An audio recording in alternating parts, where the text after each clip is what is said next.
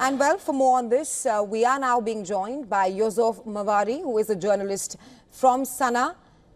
Welcome to WION, Mr. Mawari.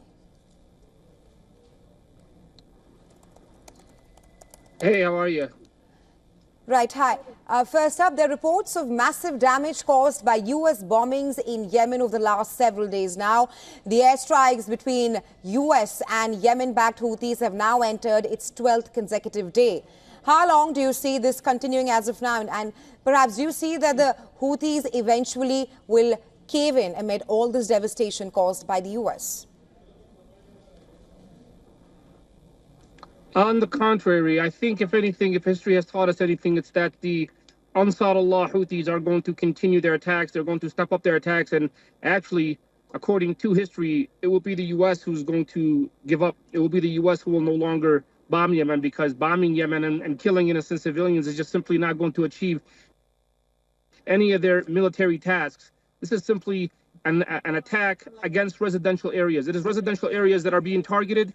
It is innocent people who are being killed. So when the U.S. says, or U.S. officials say, that they are targeting Ansar Allah Houthi sites, it's simply a lie, because all the footage that you see is residential areas being targeted. You see the footage of children being rushed to the hospitals in the northern province of Sa'da, all across Yemen. But if you want to talk about military games and the art of war, then I would say that history has taught us that there's no better masters of the art of war than that of the Yemeni people and that of the Ansar Allah Houthi movement. I say this as this is something that has been proven throughout history. This is a group that has never lost a battle. They've never lost a war since their inception, since 2004 when they first started, all the way in the northern province of Sa'da. US, Saudi Arabia, along with the previous backed US Yemeni government, they waged war against this movement when it was just consistent of 2,000 to 3,000 group members. They were still unable to defeat them despite dropping all types of bombs, attacking them with all types of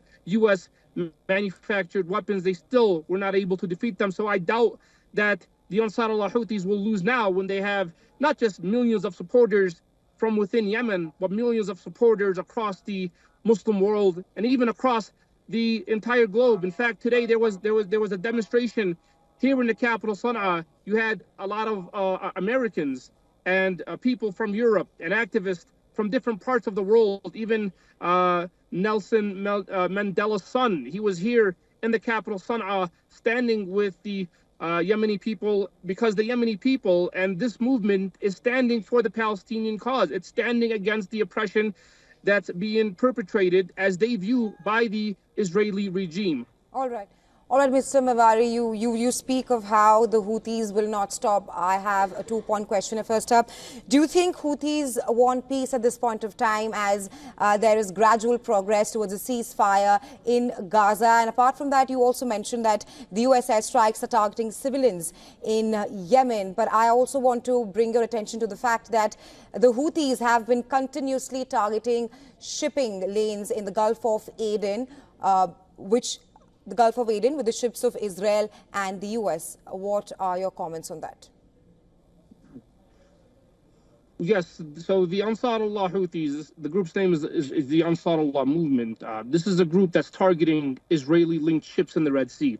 They're targeting, not just in the Red Sea, they're targeting in the Gulf of Aden, in the Arabian Sea, even, as you mentioned, even in the Indian Ocean. Yes, they are indeed targeting these ships, but they are only targeting ships that are linked to Israel. They are targeting ships that have links with companies who do business with Israel, with Israeli entities. So this is I would say this is sort of a fabrication or propaganda that's being spewed out there, that that the Houthis, the Ansar Allah movement, is attacking all ships, any ship that crosses Bab el-Mandeb, any ship that crosses through to the Red Sea.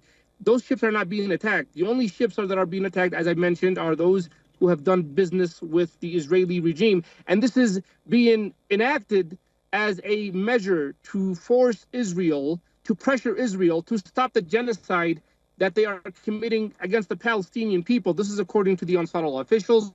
This is according to Houthi officials. This is according to government officials here in Yemen. The only way that they will stop these military operations against Israeli-linked ships is if Israel ends the genocide once and for all. If the genocide is going to continue, ships linked to Israel are not going to be allowed to pass through Bab el-Mandeb. The U.S. is saying that, under Trump is claiming that the Ansar Allah Houthis are attacking all ships, are attacking international maritime. Well, that's not true.